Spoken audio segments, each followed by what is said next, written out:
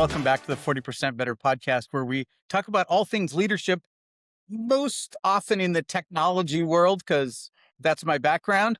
Now, today, Dave has graciously accepted our invitation and is going to join and talk to us about his leadership journey. Welcome to the show. Well, thanks for having me, Bill. I appreciate being here. Thank you. So the one scripted question that I ask everybody, and this is the only scripted question, is how did you get started in leadership? Like, what's your origin story? Well, that's a tough one, but I've been doing some version of leadership for a long time. I actually started out, I'll say, early on in my teenage years, learning to be a pilot. And one of the big things that we learn is in the aviation world, they call it crew resource management, or just sort of managing all the crew around you. And I found that to be a great leadership lesson, especially being a young person leading people that were much more experienced and knowledgeable than me.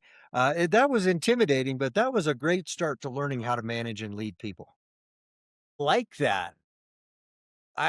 That's okay. So I haven't heard that before. That's awesome. Thank you for bringing a new angle in there.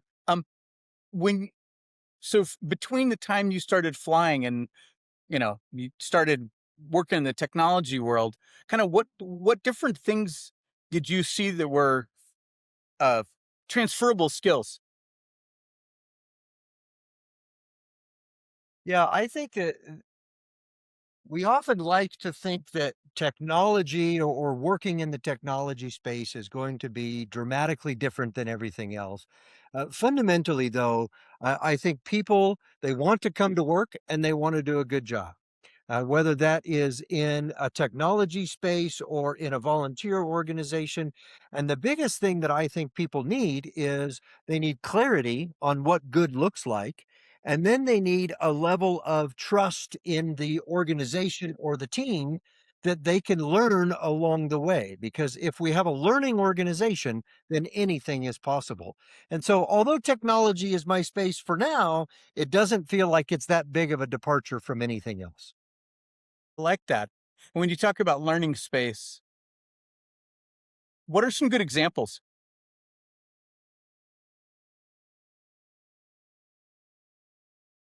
I think you were breaking up there. Come back Oh, again. when you talk about learning space and at work, what are some good examples, especially in the context of leadership? Yeah, the biggest thing is we define learning as the ability to detect and correct error. And so anytime that we want to learn something new, we have to accept the fact that we're going to do things poorly, or we're going to make mistakes the first time or the second time or the third time. And so then the key is to be able to recognize that and then learn from it, do something different.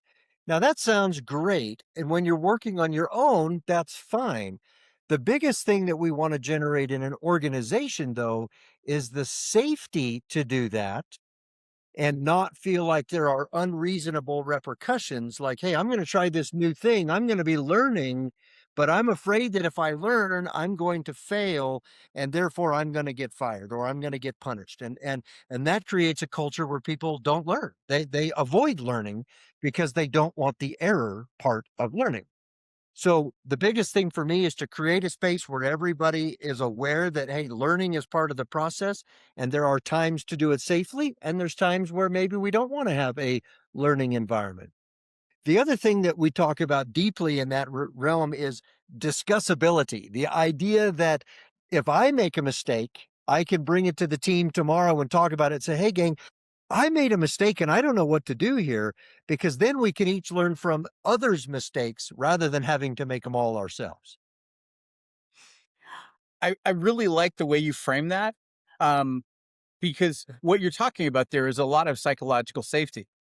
And that's a piece that when the team has that sense of psychological safety, they are comfortable talking about mistakes or going, I don't get it. Why are we doing this thing? Or I know we said we were going to do X, but Y kind of feels like it might be better based on my knowledge, right? And I really like that.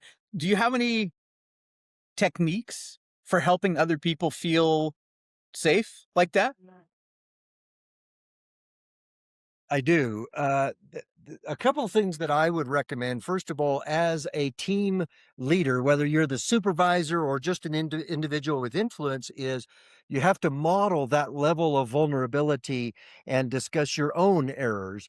And rather than coming in, even if you're the most experienced, you can't come in as the hero. You have to be able to come in and say, "Hey, I was thinking this, but I'd love your input."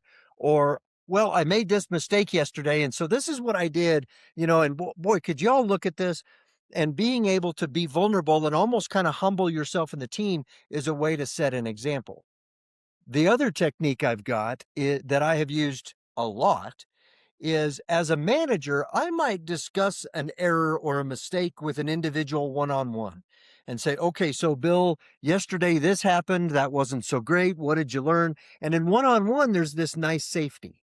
And then I say, "Okay, now tomorrow in our team meeting, you're going to bring this up and you're going to discuss your mistake with the team, knowing that I already know about it and it's totally safe and there's nothing going to happen to you, but I want to encourage that discussion." And I oftentimes will start that sort of discussability adventure with someone in the team that is very well regarded. Maybe not the most junior member that they're already on shaky ground, but take someone strong.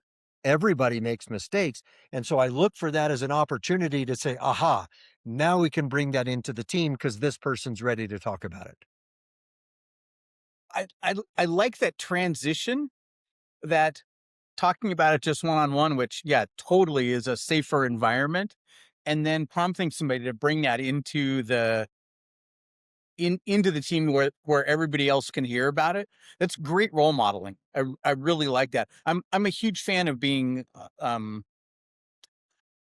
very deliberate about behaviors in terms of leadership, but also what you're talking about there is your own self awareness being kind of a what's the word I want? It's like your self awareness is kind of like a flashlight to shine light onto other people, so you can communicate with them and you can recognize, oh, there's a power dynamic difference. Somebody might be I might be uncomfortable in this conversation. How can you downplay your power level? Um, and I think that's genius. I always the way that I remind myself of this is to tell myself that I never want to come across as the smartest person in the room. I want the team to be the smartest people in the room, and I'm just the guy that helps them operate better, you know? And I think I will admit that early in my leadership journey, that was a hard mental model because I just didn't have the self-confidence to be like, "Oh, these people are all smarter than me," or at least I had to act like that. But, doing that reps for a few months, I quit worrying about it. So, it was yeah, it was good.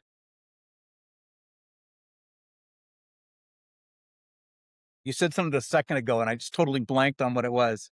Damn. And I wanted to ask you about it. All Like, right. Well, let me throw one other tidbit in there. One of okay, the good. things that I think is really critical that I like to do is especially in a technical organization, it's really easy to focus on the technical learning, right? And I think that we use that same model to talk about what I would call cultural learning, the relationship aspects, the culture, the values.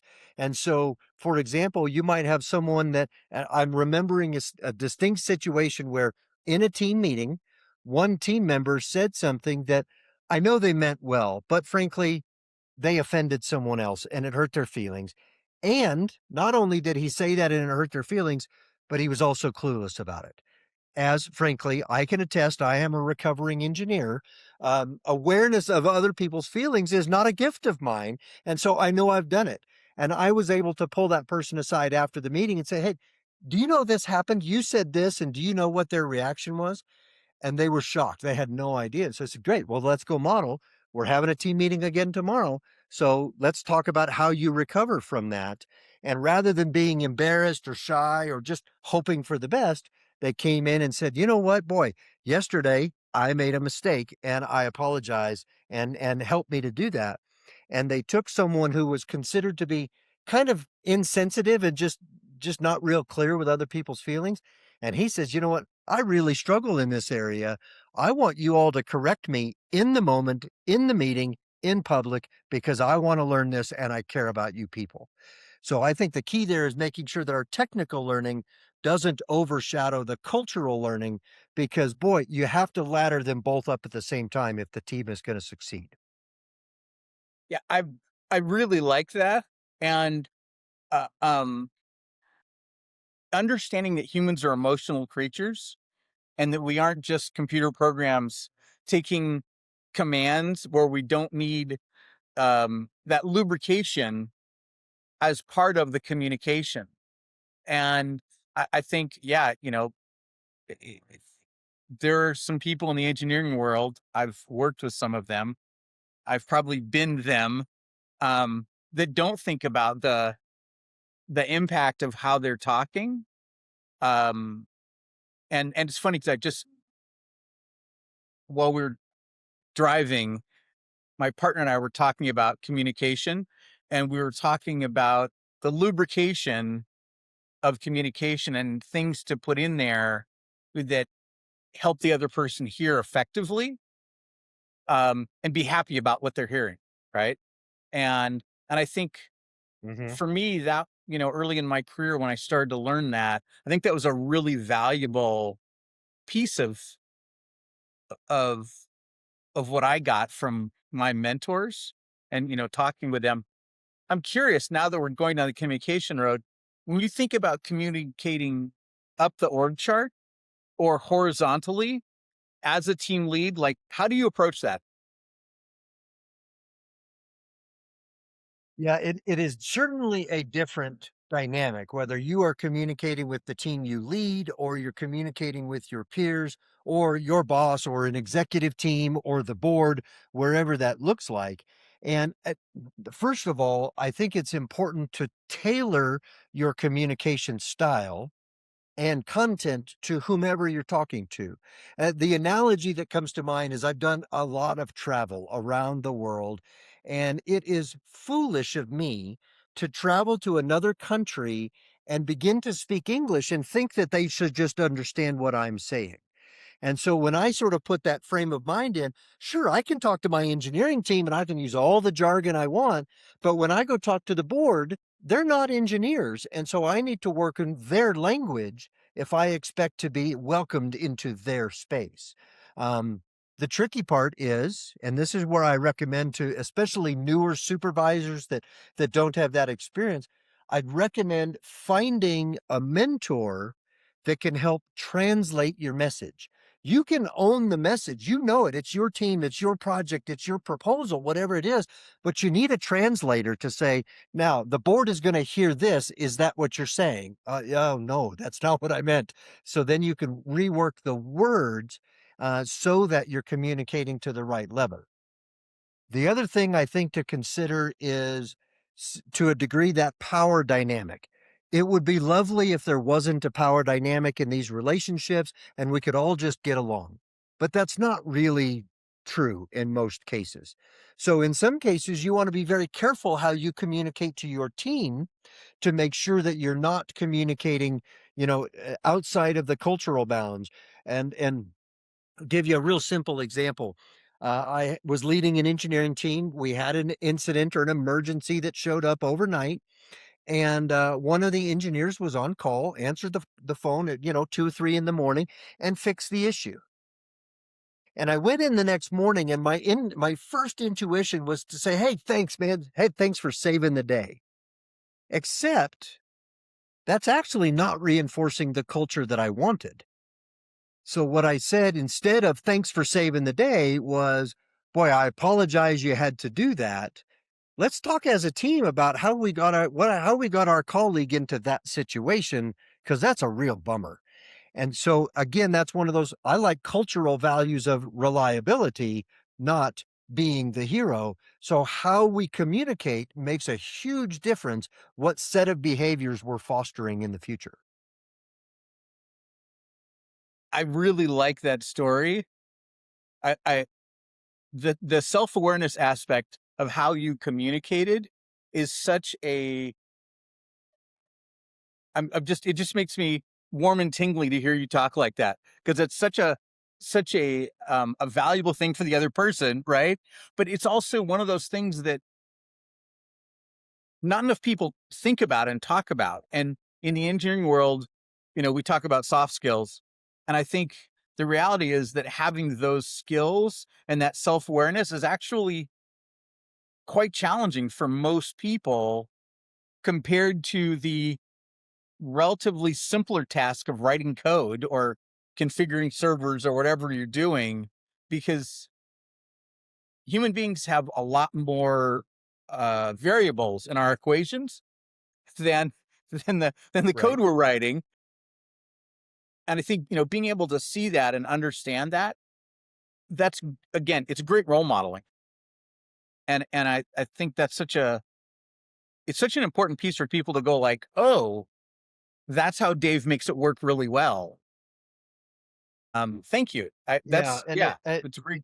To even add to that, one of the thoughts that occurs to me is when we're writing code, we could write and give it our best shot. And then maybe we run it against a test and it either passes or fails. No big deal. Fine. Take a failing test, run it again, fix some code. The problem is when you do something in the human realm and I do something that is offensive or doesn't quite set the right values or put someone in a state where they're now afraid or anxious, we don't get to just reset because that takes time. And so oftentimes we have to be much more careful with how we communicated but in the human realm than how we work with the technology, because we can just say, oh, forget that run, now start with the new code, here's a new branch, let's try that. And now I can say within a team, once you have built up a level of trust and appreciation for each other, you do get freebies. You get the reset. The challenge is you don't get that early on in a team because everyone is still forming their opinions about each other. And so you could be the big scary boss or you could be the real jerk in the room. And so you got to be really careful up front. And then frankly, you can sort of let your guard down and become a little bit more, kind of one of the gang eventually. Once you've built that trust as a team, um, the judgment call is how do you know when you're there? Not sure. My experience is when they start making jokes in public about you when you're in the room, that's a good indication that something has changed. And so funny, I'll give you an example. I had a friend in a team I led. They decided to make a bobblehead of me. And lo and behold, it's so funny. I'm having to be wearing the same shirt, and pants, that kind of thing. And so they made this as a joke and they passed it around for the one who made the biggest mistake that week. And so they just called me out on a mistake and gave me this. And so to me, that's okay. I have arrived. I am now, when they can talk about me and my mistakes, then I feel like we're really connecting. That is awesome. I love that story. Um, Now I'm kind of wishing that I had a team that would make me a bobblehead, for mistakes I've made. Like that's the coolest That's team. That's right. amazing. Yeah, I think, it's I think about the whole trust thing a lot because one of my one of the fundamental mental models that we train people in is that leadership is not trusted. And you have to just accept that you're not trusted, and that, especially if you're inheriting a team, you're starting at a deficit, because not because you're a bad person, but because there's so many stories out there of jerk bosses that you've really got to dig yourself out of that hole. and then get to the point where, yeah, they're willing to do the bobblehead with you, which sounds like you've been doing that quite well. Again, I think it's you had the realization and the self-awareness to and the humility to say, "Oh, I'm not trusted on day 1 or maybe day 21 or maybe day 91. And I've just got to wait for them to give me the signal." And I think that's an amazing, again, soft slash hard skill that needs to be part of the conversation more often when we're talking about leading teams is, is that the patience and the awareness of, oh, I'm not trusted. I might think I'm trustworthy, but I've got to prove it to these people. Yeah. Yeah. That's Yeah, very and good. I think as a what I'll call a mid-level or first line supervisor, one of the biggest challenges is your behavior is only one of the factors that affects trust. It could be your boss, it could be the CEO, it could be the board, it could be the industry in general that you just get lumped in. So you might do all the right things and still get lumped in with an untrustworthy leadership. And that's the nature of the beast, and that's a real bummer, but, you just kinda have to do your best, and it's very tempting in those situations to actually kinda hunker down and focus on your own team and stop working with your peers or the executives. It's very tempting. I can say I've done it, and it's still a mistake. You have to take I'll say it bluntly, have to take the order from your boss. You have to figure out, hey, can I live with this? And is it in line with our values, even though I don't like the decision? And then you have to represent it, how you represent that idea and in line with our company values. And frankly, can you communicate in a way, and I know these are strange terms at work, but in a way that communicates, hey, I love these people and I'm going to treat you with dignity. Yeah. Yeah. I think, a part of that is owning responsibility for outcome. And, that's what you're talking about is owning that. And I think there's also part of it and full disclosure, most of my career path has been in startup world and in, um, sub 500 person companies.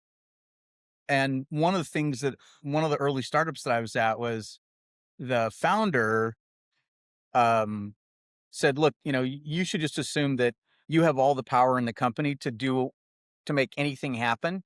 You just have to be able to communicate it effectively." And I kind of just like, and he lived up to his word. Like, if I can communicate it effectively, or anybody else in the company could, we could make really big changes, and we did. Um, and I think because of that experience, I just kind of carried that to every other company, which I get that at a couple of companies, there were executives that were not comfortable when I would go, "Hey, I think there's a better way," you know, right? But what I realized was if I framed it as a win for them, um, which meant I had to do some research to understand their success metrics. But if I frame it as a win for them, they're way more likely to, to say yes. And that, I think that's another one of those self awareness, communication skills, um, kind of things that just, again, it helps the team trust you more, up in both directions, right? Right, The folks right. that And report to you and trust you and, more. and I The think folks that's who a you great report to trust you example. more. Right, right. And I think that that's even a good example of how we might have to change our language, because it's things like I might make a proposal that I think is going to make my life easier or make the product more reliable, but those aren't really metrics that the executives are paying attention to. What I can talk about is how is this going to reduce cost or increase customer satisfaction or whatever is their metric. And in theory, if I'm proposing something that's a good idea, it should have a connection to their key metrics anyway. I just have to frame it in that way so that they can understand it and then represent it themselves. Because if you've got an engineering leader, like let's say a CTO, and you're seeing eye to eye and you have a plan, and then they're sitting there at the board meeting, and the chief sales officer comes in and says, "Well, why are you doing this, man? I need this feature and I got to have it right now." That individual, your boss, has got to be able to represent your idea. And so they've got to be able to have that trust that, hey, I understand it. Here's the language. And so I think that that's one of those where, again, it's tempting sometimes to just hunker down and say, "Hey, I'm going to keep my head down and let's just do our job." But in the grand scheme of things, you have to be communicating upwards to your boss so that they can adequately represent you. Otherwise, they can't protect you. And I think, one of the things that I've always found super helpful and is talking to other people in the company. I don't did I tell you that I used to have really bad social anxiety? Did we ever talk about that? Yeah, you did. Okay, yeah. So one of the things that I did to get over that was I very deliberately started talking to people in like every team in every other org of the company, right? And like every level I could have a conversation with so that I could understand their worlds better. Initially, that was the goal, was to like, I want to understand the salespeople's worlds better, both individually and their leadership. And then it was marketing, and then it was finance. But what that also helped me with along the way was I got a lot of back channel information from Mm, talking with them yep. that never made it through the executives. And so the helpful part of that was when you're talking about other team success metrics, I started getting a much better understanding so that when I did talk to my CTO about, hey, I want, here's this thing that we need and here's why it matters to my team. By the way, for the sales guys, here's why it matters to them. Right. And that way the CTO is preloaded so that when he goes to that board meeting or whatever it happens to be, whole C suite's there, he can say, hey, we want to do this because our engineers are saying we need it for their peace of mind, whatever. But the sales team is complaining and this directly impacts them. And that way there's all these allies, right? And it makes it super easy for whoever the final decision maker is to go, oh, well, of course, you definitely, it makes it a no brainer. Um, I will freely admit that sounds Machiavellian. Um, but but in the spirit of what's best for the company, and again, back to trust, like it makes my team happier. I'm absolutely going for it. Yeah. Mhm. Um, God, I'm trying. There was something at the very beginning. I was like, "Oh, do you still fly?" Because you I talked at the do, beginning yeah. Um, flying. I fly regularly. Most of my time in the air is spent flying hot air balloons. Interesting. And is that still a multi-person thing? Yeah, it is, largely because there are times you might fly alone and you might have a solo flight, but it still requires a ground crew and support in that realm. And so it's even if it's a solo flight, it's very rarely a solo adventure. Got it. Okay. Oh, cool. Thank you. Yeah, I was like, did he give that up? And I know we talked before about the balloon thing, but I was like, was he flying airplanes too? Like, you're a stunt pilot, and I don't know about that part of your life yet. No, I did get some. Uh, I did take some lessons in airplanes, and I was sort of okay at it, but I didn't find it as sort of inspiring and challenging as flying balloons. It's an odd thing because balloons are inherently so much simpler in Right. terms of the machine. But in terms of actually flying them well, flying them safely, getting to a kind of a targeted destination, that's a lot more challenging, and it requires a lot more perception of the environment and the weather and things like that. And so it requires constant thinking, and I like that challenge. Situational awareness. Yeah, It I does, like that. yes. Yeah, very cool. Um, this has been awesome. Like, your answers are great. I'm really pleased with this. Um, are there any words of advice you'd have for somebody who is running teams or is thinking they might want to run teams that we haven't talked about? Any advice for someone that is running teams or thinks they want to? Um, yeah, I think that something that you hit on earlier was the sense of being the smartest one in the room. That a phrase that I often coach at all levels of an organization is for your role, think about you have people for that. And so oftentimes when you're a manager, your first thought is, well, I have to be the most technically talented because I used to be an engineer and now I'm a manager. And so now I have to do all the engineering and all the managing.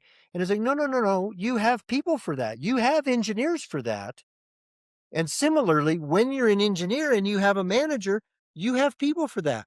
You need someone to clear out a blockage, get something else moving, get some money into the team, make a big decision. You have people for that.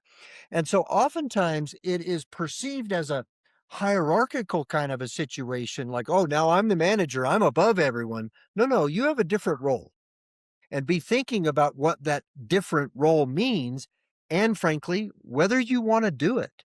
I have seen some extremely gifted engineers get promoted to manager and they don't like it at all. And frankly, a lot of them aren't good at it. And they're like, well, I just took the promotion because I think this is what I'm supposed to do for my career. And maybe it was a little bit more money.